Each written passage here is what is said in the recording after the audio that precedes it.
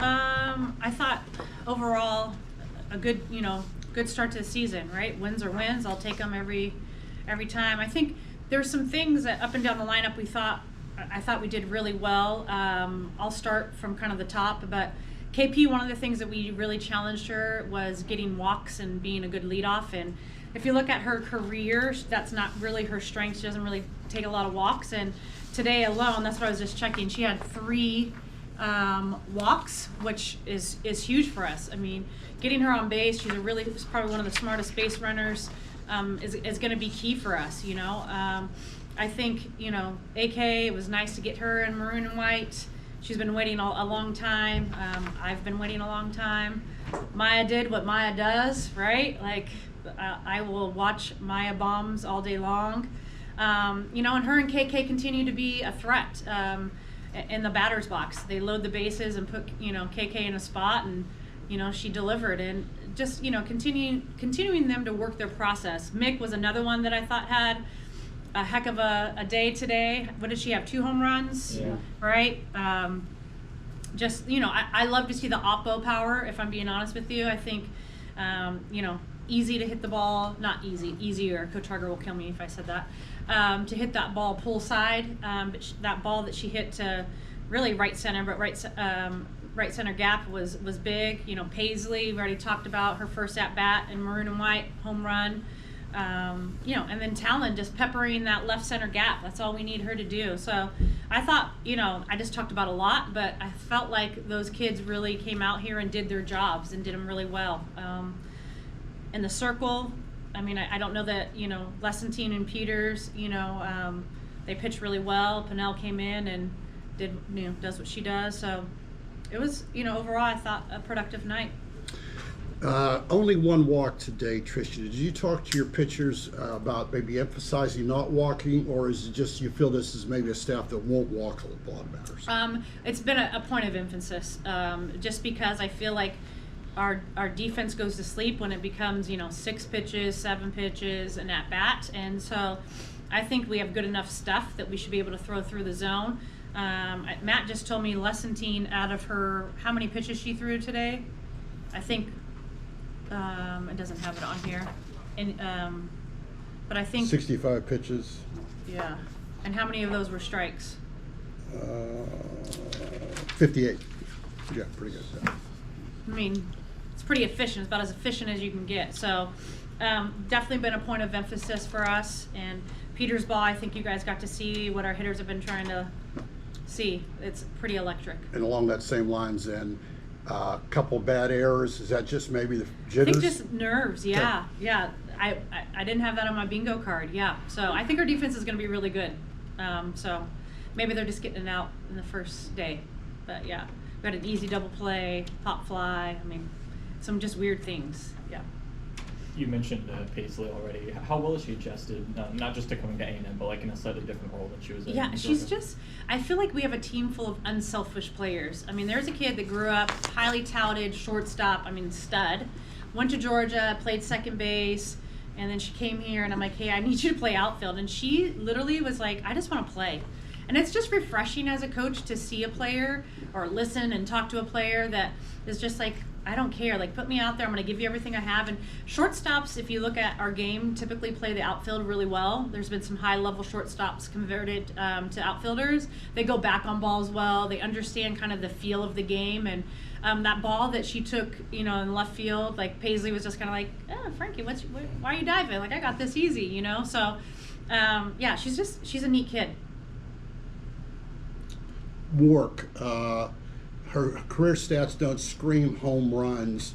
What was the thinking in putting her number 4 in your lineup? Yeah, I think she does a great job she's just a savvy older player, so she puts the ball in play. She hits a lot of balls to the right side or kind of oppo, which, you don't want to do is some pull side hooks with Maya in front of her. So if Maya's on first base, you don't want somebody that rolls over and you're talking double play ball. So I think she is a kid that has some juice. So maybe just career-wise, I think Coach Harger does a great job, and I think she's going to have the ability to do some damage. What have you seen What have you seen kind of development-wise from Sidne Lesson team from year 1 to year 2? Yeah, just she understands the game better. She's more mature. She doesn't get too high, and she never really did. She kind of is a steady, but we have just higher level conversations about, hey, your upper arm, too much tension, you know, can you feel your middle finger on that ball a little bit too long? So things that like her freshman year, all freshmen, you know, they're just, you know, Maddie Sani, she, you know, you saw it. I was like 1-0 changeup, we're rolling over, like, you know, but they're just freshmen. I mean, that kid, you know, the first game hit 3 balls, probably plus 70 and didn't get anything for it, you know, so she's just strong. But, you know, I just think as you play this game and you get older and understand the reps and kind of the rhythm of the game, you start to be able to kind of pinpoint where you want to put the ball. And I think that's where she's, I mean, again, she threw 58 strikes and 65 pitches. Yeah. KK Dement had a really good night tonight. How do you see her kind of stepping up from year 1 to year 2 as well? Yeah, she had a pretty good year 1, so I want her to just continue to stay in that process and mature. Like her and Maya, that's been our biggest message to them, is I don't want them to do anything different. I don't think they have to add more. I don't think they have to do more, anything. I just need them to stay consistent. When you hit, Maya Perez hit over 400 in our game, like I'm not really chasing 500. I'm not really chasing. What I am chasing, and Maya did a good job today, is like taking your walks when you can take them. We're not swinging at borderline pitches, getting good pitches, and that's going to be the same thing for KK, is just, you know, being smart in the box. All roads have been leading here for several months to opening day. Thinking back to the off season, what were kind of those moments of preparation that you really did see pay off tonight?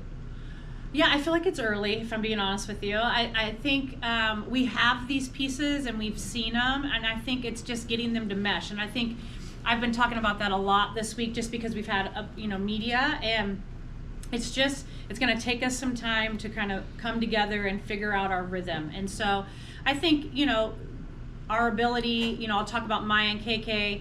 I mean, Coach Harger has harped on them about plate discipline. KP, the same thing. Her plate discipline has to improve. And so I think you saw that tonight. You know, Talon likes to pull balls.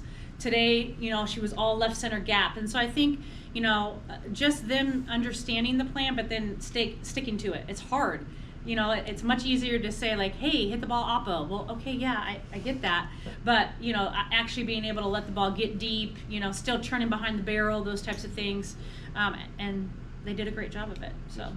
And then y'all have had a lot of recruits now coming to the team and transfers from different backgrounds. How have y'all kind of meshed those cultures together? Along for the people who've transferred in from other SEC schools, how have you got them to bought into, you know, the Aggie spirit here? Yeah, I think we play a different kind of ball here, and I think it attracts a certain kind of player. And so, like, when I was talking to Talon, Paisley, and Mick, they're like, when we played against you, like, we really, like, thought that we fit in with kind of how your team plays. And so I think we are pretty different. I embrace it. I love it. We're going to be very blue collar. I think we fit in with Aggie Land, if I'm being honest. And so, you know, that's just kind of, you know, who we are and how we, you know, do our business. So. You transfer in, you're batting cleanup, no pressure at all, I guess, but could you talk, did you bat cleanup a lot in Oklahoma State, and what about, obviously you didn't feel the pressure of batting cleanup? Yeah, at OSU, towards my last year, I struggled a lot, and so I was mostly pinch hitting at the end. During the fall and like when I was being recruited here, they pretty much wanted me to hit behind Maya just because she gets pitched around a lot and will probably either bases are going to be cleared or they're going to intentionally walk her, and so they kind of gave me the opportunity to be behind her and see some better pitches. Yeah, and what about that for 2 games? I mean, it's early, but obviously you didn't feel pressure. Just talk about how do you feel batting behind her? Oh, I felt pressure. I'm not gonna lie. I was a little nervous, and I think it showed across the board for our team. Maybe the first couple innings, more errors than we wanted, but eventually I think that we all kind of fed off of each other's energy and did a great job of tying it together.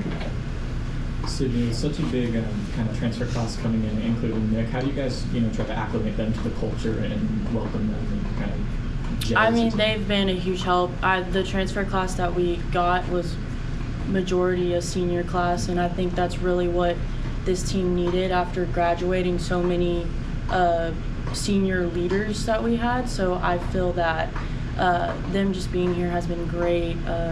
Great leadership. I know like Taylor Pinnell's been huge for the pitching staff, and Mick and Talon for like defensive, offensively. Like it's been really great to have them here for sure. He said.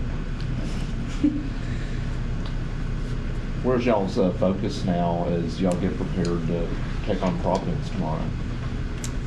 I think kind of the same mindset that we walked out with today is just we know the type of pitching that we're going to see, and so focusing on that. As far as our pitchers go, they were really dialed in today, and so I'm excited to see what they do tomorrow. Sidne, as Coach talked about, an emphasis on not walking as many batters as possible. You guys did last year. You're part of the staff last year. That's easy to say, but how do you go ahead and execute that? And you only walked one, so how do you put that in play to not walk batters? I think really just trusting our preparation, really just going at hitters and not being afraid to miss over the plate, because even if you do miss, your stuff is still good. Like your ball still moves, it still spins. So just really trusting our process and our preparation. The pitching staff has worked really hard this fall, and I just really feel like this is a really close group as well, and I feel like that plays a big role in just being comfortable out there, being able to go at hitters and just trust our stuff. And what about last year? You weren't 100% all year long. You came on at the end.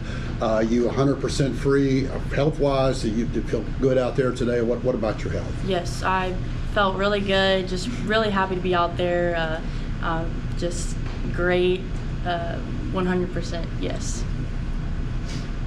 Yeah, Sidne, you had 10 strikeouts tonight. How good does it feel to come in just with a positive note, and how is it going to help you out through the rest of the weekend? It felt really good. I got a little unfocused there in the second inning, but I think it was good for me to see myself be able to kind of dial back in there. But yeah, it felt really good to just be out there with the girls. I love this group so much, and they just make it so much fun to be out there, and I felt comfortable tonight, and that's because of them. So it was great.